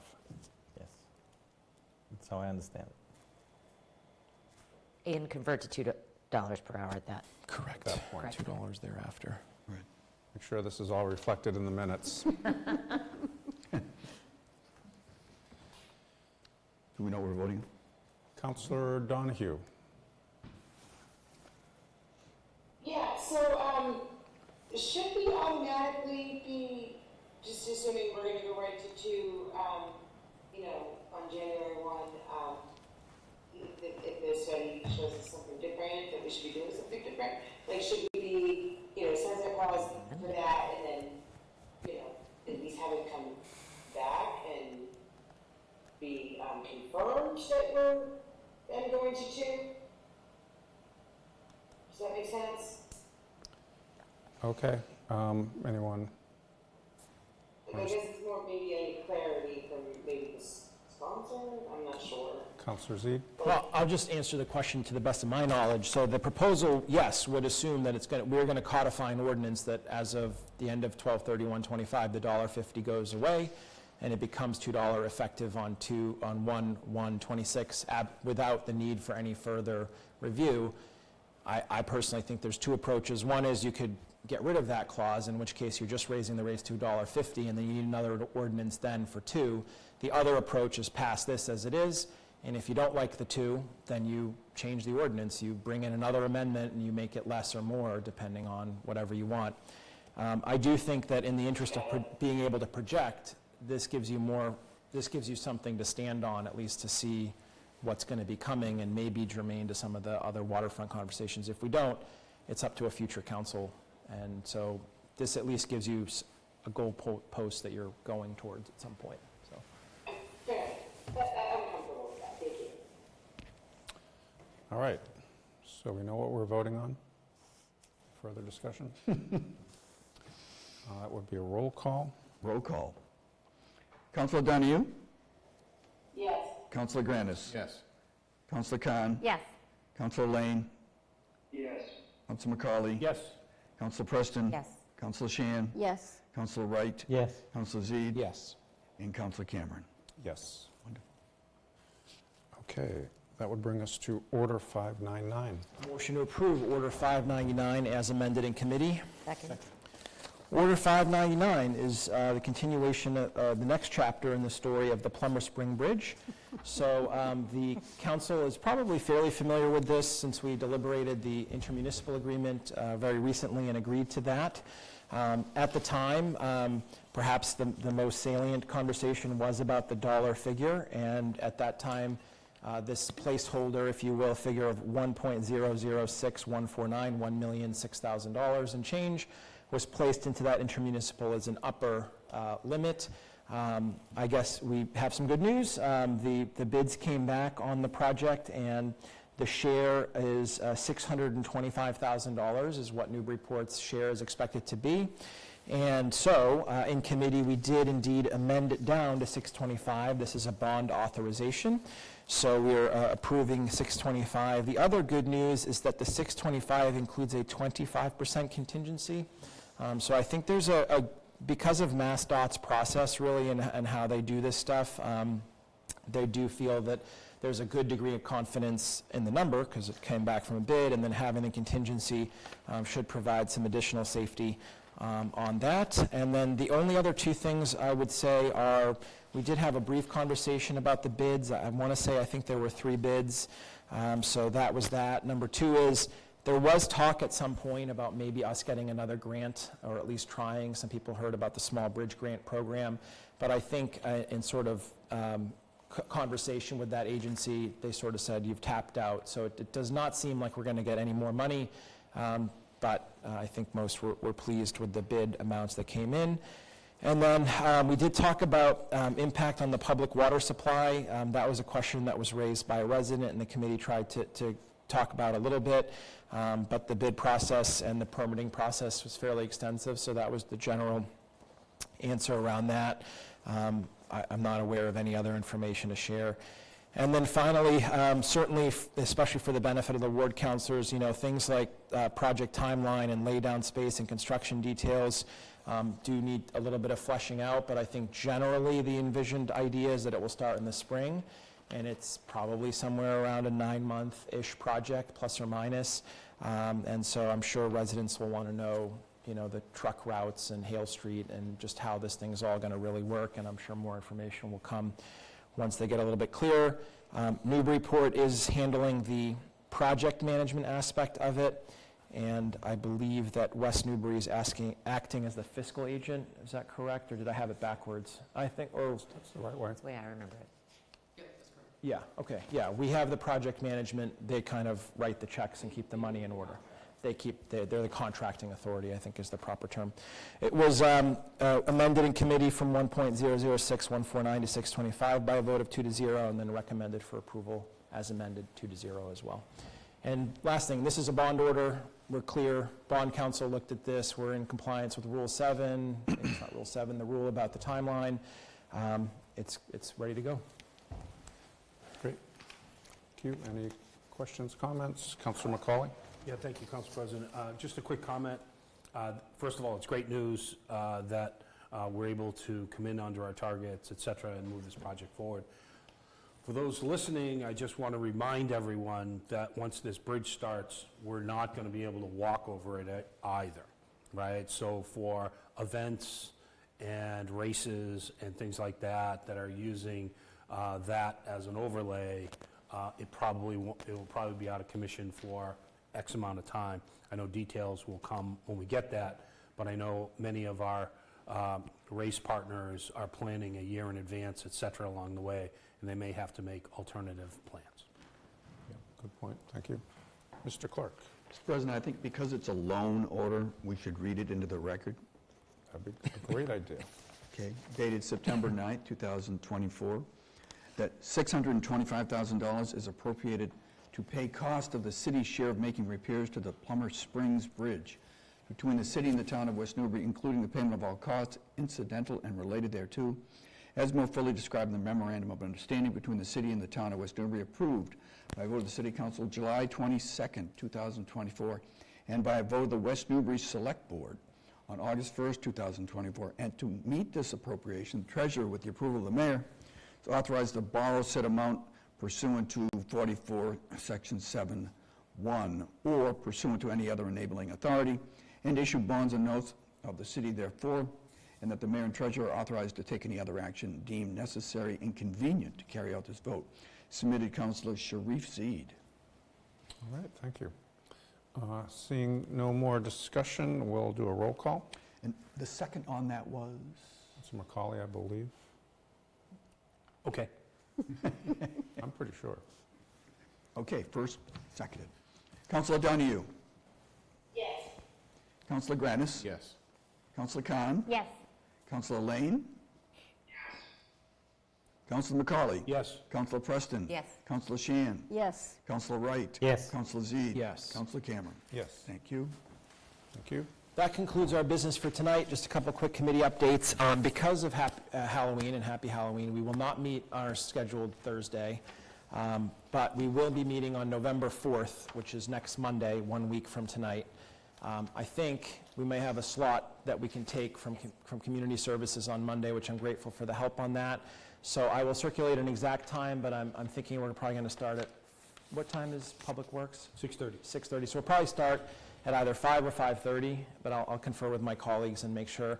I just want to tell councilors who are interested that we're going to probably continue the conversation on Ordinance 178, which is the property tax exemption. With the availability of sponsors, I'll double check. And then because there's a timeliness ask on this one, Transfer 200, which is effectively the police patrol contract, we will take that one up as well. You should have been circulated a red line. And just remember, this takes the form of a transfer, but approving the transfer approves the contract. And then beyond that, I think we're going to try and whittle down some of the income. We've got a number of things, transfers and whatnot, that have come in that we'll try our best, and I think that'll keep us more than busy for an hour and a half so we can yield to Public Works and Safety. The joint meeting with the school committee is coming up, so I just want to remind everybody that's been finalized now for November 13th, if memory serves correctly. Yes. And we should be expecting the tax rate in the next packet, so I'm just giving you a heads up on that as well. So we empty the kettle and we fill the kettle, so I yield. Thank you. Thank you. Councilor Shand? So are you meeting here Monday night in this room? Am I meeting here on Monday night? We are not meeting here on Monday night. So we may have to both make find another location because of the elections, but that'll... I think we're headed upstairs. Yeah, so. okay. Thank you for that. We'll work on it. Thank you. Monday night? I yield. That's it for budget. Thank you. Steve? That's what I was going to ask. Community Services, Councilor Preston. Yes, thank you. Motion to receive and file Communication 580 Market Landing Park Ad Hoc Final Report. Second. Thank you. So we've already stolen a lot of my thunder tonight, so maybe we can move through this relatively quickly. But the committee met over 2 different meetings to review the final report of Market Landing Ad Hoc 2.0. And some of the highlights from those discussions. So the report really had 4 major action items, which were review of the waterfront trust documents, explore the governance structure for the future, review the park finances and operations, and review the proposals for the next phases of construction. So ultimately, the Market Landing Ad Hoc really understands that changing the governance structure means changing the documents, and changing the waterfront trust documents is a really challenging thing to do, because it requires the approval of not only the waterfront trust and the city, it also requires the approval of the settlers. And so it's a really high bar to change the documents as well as the governance structure. We had a really lengthy discussion on park maintenance and how to manage it going forward. The ad hoc as well as the waterfront trust agreed that the Market Landing Park is a crown jewel of the city, and it needs to be maintained at a very high level. It also needs to be decided how the maintenance will happen going forward. Will it be maintained in all of the pieces of, so we consider the Market Landing Park and the wings being the newly redeveloped, or newly developed areas. So, we can have the Waterfront Trust maintain the whole thing, we can have the city maintain the whole thing, we can have the Waterfront Trust maintain their piece, and the city maintain our pieces. However, we all felt that it's really important to have continuity in between the sections of the park, both in terms of the level to which the park pieces are maintained, as well as the schedule. In other words, you can't have the main part of the park mowed on Monday and the wings of the park mowed on Thursday, and we need the entirety of Market Landing Park to really be maintained at this A+ level. And so it would be potentially fairly difficult to be able to have that continuity if it's being maintained by two different entities at the same time. There was also a relatively lengthy discussion about 30B procurement law and whether or not the Waterfront Trust is subject to the same laws as the city. Members of the city administration, which joined us, have a very different opinion than the members of the Waterfront Trust as it regards to 30B. The committee did request, and that we requested of the Chief of Staff, and the Chief of Staff did confirm with us that he has coordinated with the city's legal counsel to make sure that they get together with the Waterfront Trust's legal counsel to come to a mutual opinion on this as soon as possible. Because we really do need to move forward for the bidding process for the maintenance of the park next year, and this needs to be worked out to be able to move forward with that. And so that meeting is between the administration and the Waterfront Trust is scheduled for early November. We did also review the park finances and operations. Director Manning provided the FY24 parking revenue numbers, and we discussed those numbers with the realization that the numbers may not present the full picture because, well, the park was under maintenance, a lot of the parking was taken up due to construction, and so there were much fewer parking spaces than there are today. As we just already had the conversation, there was a lot of discussion about the fact that rates may very well need to change to be able to generate the revenue to maintain the park at the level that we want the park to be maintained at, especially in light of the fact that there are fewer parking spots than there was before the construction took place. Lastly, there was no specific action from the ad hoc on forming a policy on naming rights elements of the park. The Parks Commission, we did approve, but the Parks Commission recently put together a policy on this, and perhaps this model should be considered for Market Landing Park, and that's one of the things that we can take up in the Market Landing Ad Hoc 3.0. We did not also, so Market Landing Ad Hoc 2.0 did not review proposals for the next phases of construction of the park because none of those phases are currently funded. But we, in the review of the report, we had a lot of discussion about the fact that we need to have those discussions. The administration did come before us and said that they have had discussions about adjusting the designs of the visitor centers and the visitor center/bathrooms for a more simpler structure that might be less expensive given that the price tag was quite high. And then, as I've already said, 4 of the 5 Market Landing Ad Hoc 2.0 members were present and agreed that the formation of a new ad hoc was really necessary to ensure that the issues are dealt with and the next phases of construction are planned. The committee voted 3-0 to receive and file the communication, and then obviously Order 618 came out as the action item for Market Landing Ad Hoc 3.0. Thank you. Thank you. Hope I don't have to say Market Landing Ad Hoc again for a while. So the motion is to receive and file. Any further discussion? Thank you for the comprehensive overview. Seeing no hands, we can go to a roll call on receiving and filing. Receiving and filing Communication 580. Councilor Donahue? Yes. Councilor Granis? Yes. Councilor Khan? Yes. Councilor Lane? Yes. Councilor McCauley? Yes. Councilor Preston? Yes. Councilor Shan? Yes. Councilor Wright? Yes. Councilor Zede? Yes. Council President Cameron? Yes. All right, thank you. So as mentioned, we do have a clear docket in community services, and so we'll be canceling our November 4th meeting and allowing for budget and finance to take that time for their discussions. Thank you. Thank you. On general government, there's nothing to report. So go to license and permits. Councilor Wright. Thank you, Council President. I'd like to entertain a move to approve application 231, which is the Newburyport Arts and Culture Shanties. So a little bit of background on this. There's been an interesting development. The original applicant has been modified now to be the chamber. The chamber and the firehouse have agreed to, at some point, transfer ownership of the shanties from the firehouse to the chamber. They feel that the chamber's mission is more closely aligned to be able to produce and manage those.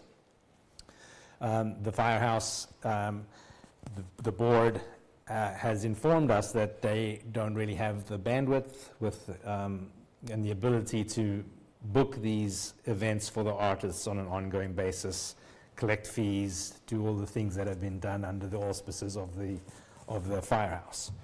So we invited both the representative from the firehouse board and a representative from the chamber to our committee meeting where they discussed this. The outcome of the request is that they will continue to have the shanties and remove them by 12/31. They'll be able to, the license will extend until just a few days before Christmas so that the artists have the opportunity to sell items during the holiday season. The chamber has agreed to move the shanties and find a place to store them, which is what the wishes of the council have always been, that these aren't there throughout the winter season, so that we can move them around. It also aligns perfectly with Market Landing Park, because as you all know, that where the shanties are located is one of the next steps in the waterfront park is to create the way to the river, and that way to the river goes right through where the shanties are currently located.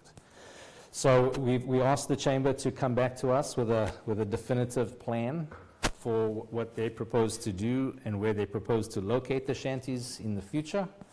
And they have promised to come back to us by December 2nd, with a plan for what they encompass. And hopefully by then, the firehouse and the chamber will have arranged for the transfer of ownership. Because the funding for the shanties was originally a grant to the firehouse, and they have to get that grant and the acceptance of that grant transferred to the chamber. So I'd just like to thank all the parties that were involved in this for coming forward with a plan that I think is a good plan, both for the firehouse and for the chamber, and more importantly for the city. And so after much discussion and much delay, we voted to approve this extension through the dates that was specified. And that vote came out 3-0. Thank you, Councilor Wright. Any further discussion? Councilor Z? So I just want to make sure I heard that correctly. So are they being removed at the end of December, or on December 2nd, they may have a new plan that does not include removing them at the end of December? No, there's no real, the plan on December 2nd is their long-term plan for what they plan to do with the shanties. The chamber has agreed to remove the shanties as of 12/31.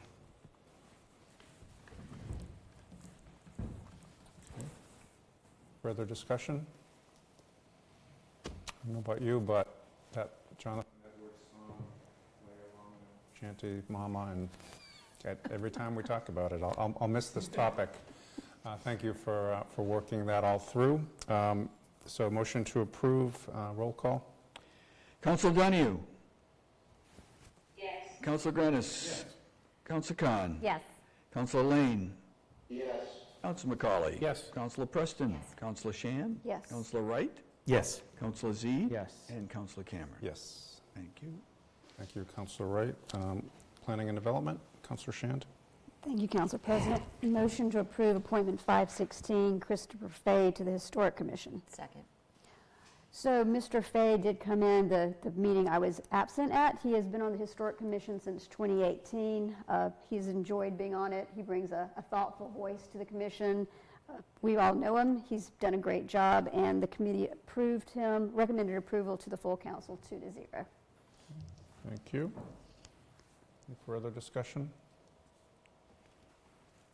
Okay, roll call. Approving appointment 516, Counselor Donahue? Yes. Counselor Granis? Yes. Counselor Khan? Yes. Counselor Lane?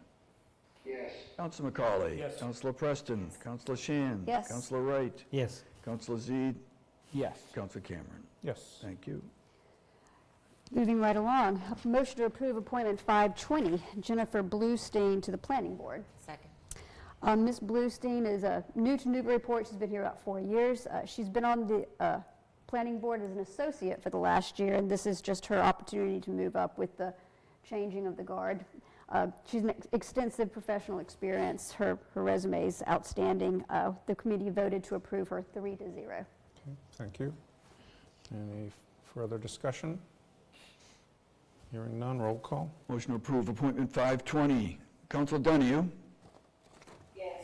Counselor Granis? Yes. Counselor Khan? Yes. Counselor Lane? Counselor Lane? Slipping past that, Counselor McCauley? Yes. Counselor Shan? Yes. Counselor Wright? Yes. Counselor Z? Yes. Counselor Cameron? Yes. Counselor Lane, can you hear me? Step. I can, yeah, the feed cut out there for a minute. I'm a yes. Thank you. Thank you. All right.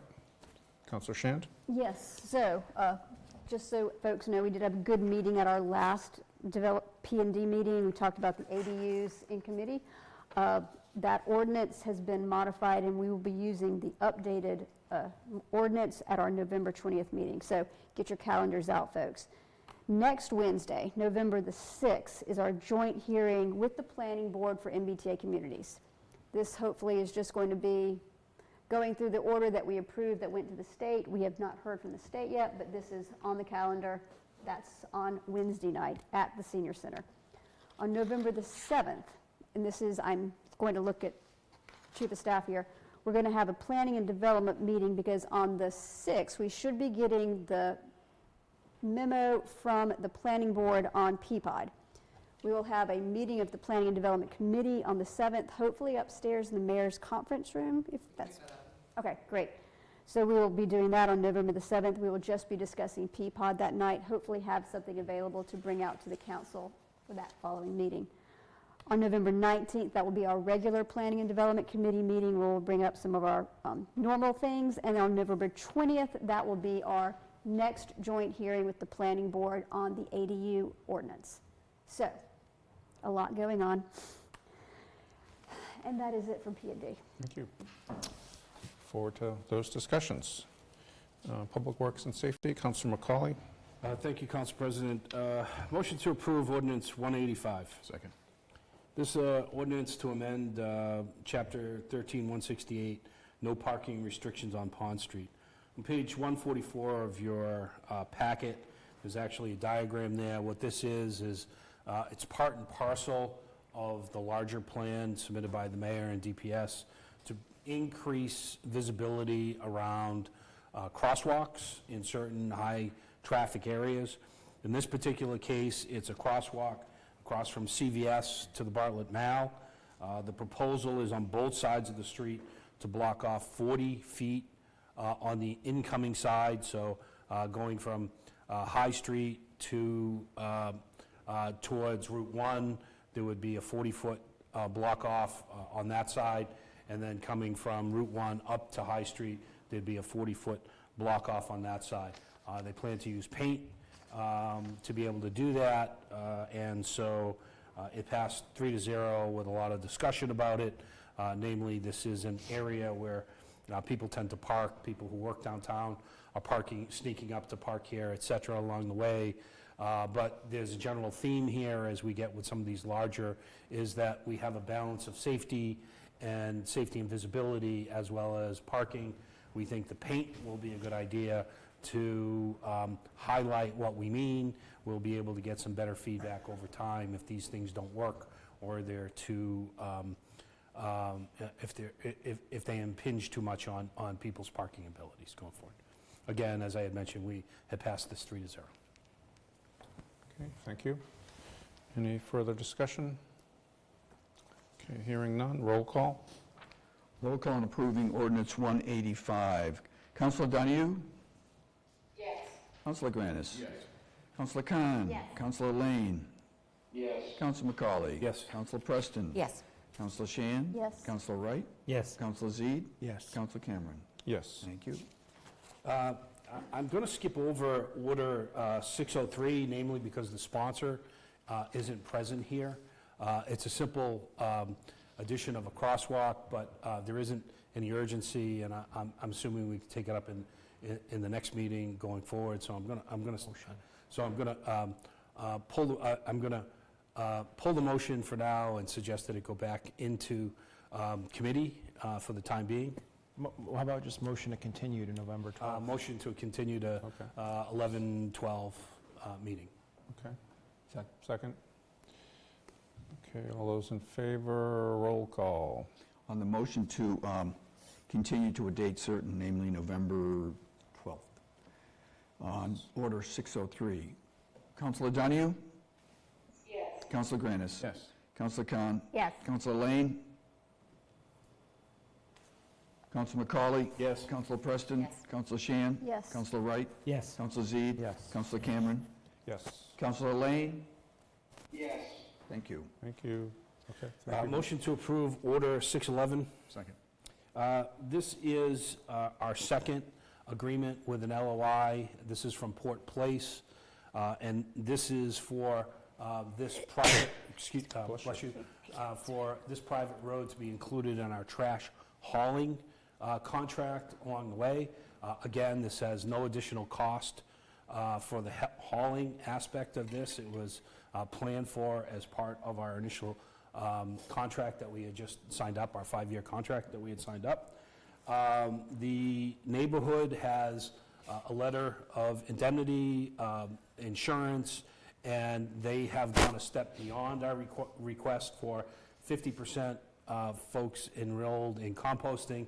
They've gone 100%, and they're working with Black Earth to go even further and do some things on site, et cetera, along the way. So it's a great story about including them in. We've had multiple discussions, as had our sustainability director with their HOA director, et cetera, along the way. And so in committee, it was 3-0. There were no relevant questions. Thank you. Okay, thank you. Any comments, discussion? All those in favor of approval of Order 611? Roll call. Roll call. Councilor Donahue? Yes. Councilor Granis? Yes. Councilor Khan? Yes. Councilor Lane? Yes. Councilor McCauley? Yes. Councilor Preston? Councilor Shan? Yes. Councilor Wright? Yes. Councilor Zede? Yes. Councilor Cameron? Thank you. Yes. Motion to approve Order 613. Second. This is a temporary parking at the lighthouse. It was slightly amended in committee. This is an ask for the Plum Island Lighthouse to have 3 parking spots, somewhat at the discretion of the clerk to be able to go out and put those out. They would have 3 spots, temporary. The signs would say for tours only along the way. The addition that we had there so that we put some meets and bounds around this going forward is that the authorization will cover up to 10 events per year. They usually do 4 to 6, so it gives them some growth, and would expire on 12/39/2029. So it's something that if it works, we can continue. If it doesn't work, then we'll know in relatively short order to be able to discontinue that. The vote again on this was 3-0. Okay. Further discussion, Councilor Wright? Just as anecdotally, my son had his wedding ceremony there at the Plum Island Lighthouse, and at the time it would have been really helpful for people who had mobility issues to be able to park have some parking spaces available right there instead of having to walk from the public parking. So I'm fully in favor of this. Further discussion? Hearing none, roll call. Roll call on approving 613. Councilor Donahue? Yes. Councilor Granis? Councilor Khan? Yes. Councilor Lane? Yes. Councilor McCauley? Yes. Councilor Preston? Yes. Councilor Sheehan? Yes. Councilor Wright? Yes. Councilor Zede? Yes. Councilor Cameron? Yes. And that's all we have for tonight. Just a reminder that we are meeting Monday night at our regular time. We do hope to be able to finish up the existing surveillance camera order and policy, as well as tackle the new one that has just come in. There were the parking restrictions on various streets, which was a little bit more cumbersome than we thought they were going forward. Just there's a lot of neighborhood interaction that has come about. We were about halfway to maybe 60% done, so there are a couple that should be able to work right through. And then the last thing that we plan to talk about is start the discussions on the bike share agreement moving forward. Thank you. Thank you. Thanks, Councilor McCauley. Go to the order. Councilor Wright. I'm sorry, I should have mentioned this in my committee report, but the calendar for the next week following with the election has gotten very full. So there's a likelihood that license and permits will have to move from our normal Wednesday to Thursday if the committee members are available on Thursday. Okay. Councilor Khan. Did you say Khan? Khan. Okay, thank you. That is. All right, this is, and I could have said this, I think, during the planning development update, but the sponsor and myself for ADUs, we really want the engagement of the public at the November 20th hearing. We will have an amendment. We've really taken a lot of feedback from the 3 meetings that we've had in different forums, 2 joint meetings with the planning board and 1 planning and development committee meeting. There will be an amended version, which I hope to send to the city council and have that posted. But the main thing is we are putting together a flyer, and we are hoping to get as much public information just to get people paying attention. And I asked all the ward councilors here specifically to really, through your channels, to let folks know about this, that we are working on it. I feel like it's not a lot of people are paying attention yet, but we are really getting close to coming up with something that we think is really listening to what we've heard so far. So I really want to make a plug for November 20th and then ask the help of the other counselors here to really also push that date for the public to be paying attention and come to that meeting. So we're going to summarize exactly what we're doing and go through a presentation now succinctly saying what we've come up with based on everything we heard. Thank you. Thank you. Further good of the order? All right, hearing none. I would entertain at this point a motion to go into executive session. And if I'm incorrect on the process, the clerk, I'm sure, will help guide me. So I'd entertain a motion to go into executive session pursuant to Mass General Laws, Chapter 30A, Section 21A1, to discuss potential litigation pertaining to the open meeting law complaint by Walt Thompson. So moved. And if I might, Mr. President. Please, and we will not read. That's right. And that's stated as a declaration, and that the council will not be reconvening in public. In other words, the meeting will be over when we go into executive So session. moved. Is there a second? Second. Okay, thank Who was you. the first? Yes. Thank you. Preston and Wright. All right, thank you. So we'll be turning things off. Councilor Lane, I think unless we make a waiving of the rules, I would say that you and Councilor Donahue are, and you can say something if you want to. I think you're... Yeah, I just wanted to make a point where that I will not be attending the executive session alone. Thank you. Thank you. And Councilor Donahue, same, could apply, and probably best to not do this remotely. I've always been in the because you're not allowed to, so I'm not really comfortable doing it remotely. I believe we've only made one exception when one of us was in India at the time, and but I think it would be fine for you to leave. I think you got it under control. Thank you. All right, so Thank you. we'll be shutting down the online version, and Before we do that, we should take a roll call. Yeah, that would be a good idea. All right. This is to go into executive session as stated previously. Counselor Granis? Yes. Counselor Harmon, I'm sorry, Counselor Khan? Yes. Counselor Lane and Donahue, I believe you've already, They've already left, yeah. Counselor McCauley? Yes. Counselor Preston? Yes. Counselor Shan? Yes. Counselor Wright? Yes. Counselor Zede? Yes. Counselor Cameron? Yes, We are in executive session. thank you.